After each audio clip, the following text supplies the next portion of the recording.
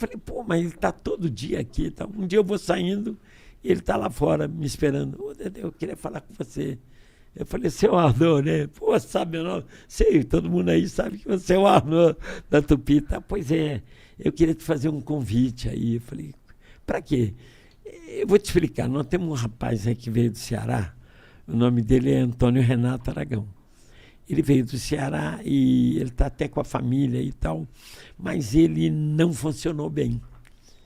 Ele veio lá do Ceará. Eu acho que o padrinho dele era um dos... não é dono, como é que chama esses caras? É tudo sócio. Um dos donos, né? Não sei, tudo sócio. Cotista, não. Sim, sei lá, uma coisa assim. Acionista. Acionista. Isso. Pô, tu não erra uma, hein, cara? Ele era um dos acionistas e pediu para trazer ele para cá. Aí o Arnaud falou, fui conversar com ele, o Arnaud já escrevia para o Chico Anísio. O Arnaud era uma capacidade única, assim.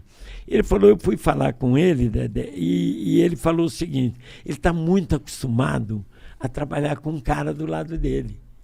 E ele não está se adaptando muito sozinho. Eu falei, posso ver esse cara trabalhar? Ele falou, pode. Quando ele trabalha tal dia, eu vou lá. Mas não fala nada. Eu fui lá, era tudo com auditório, era ao vivo, essas porra. E eu fui lá e vi. Falei, Arnaud, esse cara não é ruim não, cara. Ele está fazendo coisa errada. Como coisa errada? Botaram o cara para dançar, cantar. Não é a praia dele, não. Eu estou te dizendo com um olhar de palhaço de circo. Mas ele é engraçado, cara. Ele tem uns trejeitos, umas coisas muito engraçadas. Ele falou, o negócio é o seguinte, quero ver se você topa fazer uma dupla com ele. Eu falei, pô, eu não queria fazer mais televisão e tal. Ele falou, eu falei, leva ele na minha casa. Levou ele na minha casa. Eu morava ali em Ipanema na época. E ele chegou lá, me apresentou. Eu falei, muito prazer, Dedé. Ele falou, muito prazer, Didi. Pronto, ferrou. Ele já era Didi. Já era Didi no Ceará. Caralho. Desde pequeno no Ceará ele já era o Didi.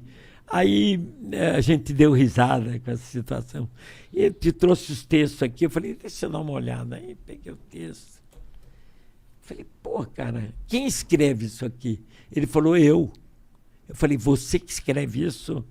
Cara, se um dia você conseguir fazer o que você escreve, falei, você vai ser o maior comediante do Brasil.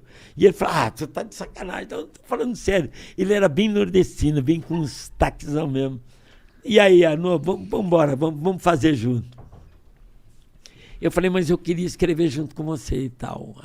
Aí eu ia lá com ele e falava, rapaz, esse texto aqui é muito bom, mas é muito parado.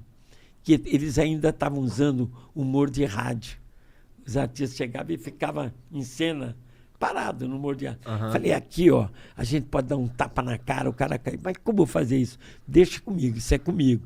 Aí explicava, falei, assim que dá o tapa, você rola assim. Não cai assim que você se machuca. Peraí, você tem que calçar com a mão. E fui dando essas dicas. Rapaz, fizemos o primeiro quadro, foi um estouro.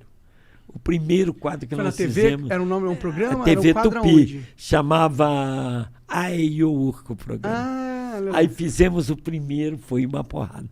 E os grandes naquela época, que era a dupla assim, que era o auge da época, era o Santa Cruz e o Zé das Mulheres, que é o Lúcio Mauro. O Lúcio Mauro... É o Zé Bonitinho, não? Não, o Lúcio Mauro. Desculpa. O Lúcio Mauro é que fazia Ofélia, fazia o professor Raimundo lá. Ah, caralho. Aquele que fazia, mexia com... Eu ria muito, porque tudo aquilo era sacanagem que ele fazia com o Chico, aquele menininho das perninhas, do cabeção. Ele tinha um... Rapaz, toda vez que ele entrava para fazer o quadro dele, porque era ao vivo, eu corria e ficava assistindo. O cara, ele tinha o tempo, né? O Lúcio Mauro, além do grande ator que ele era, ele tinha o tempo certo da piada. Ele sabia a hora de parar, a hora de olhar. Então, eu sempre me espelhei nele.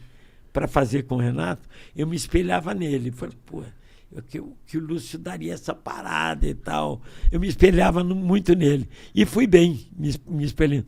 Então, era isso aí. Era o Zé das Mulheres e o Janjoca. Mas era espetacular, eu me baseava. Aí só que depois surgiu Dedé e Didi. E nós fomos ultrapassando eles. Porque a gente levava porrada, caía no chão, pulava pela janela. Que entendeu? era o humor do palhaço de circo. Um dia eu arrombei. Eu falei com o Renato, pula pela janela, ele pulou, em cena ao vivo. Eu falei assim, pula pela janela, ele pula pela janela, ele pá! Ele era maluco, ele fazia mesmo. Ele pulou de janela, pá! E eu peguei a moto, rodei e entrei no cenário. Blá! Quebrei o cenário, tudo entrei. Porra, o povo ficava louco.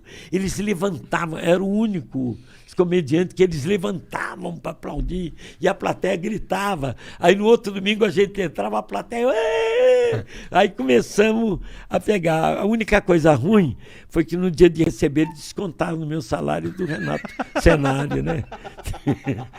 Pô, além de deviam não colocar no pagar, marketing isso aí, além né? de não pagar direito, ainda descontaram.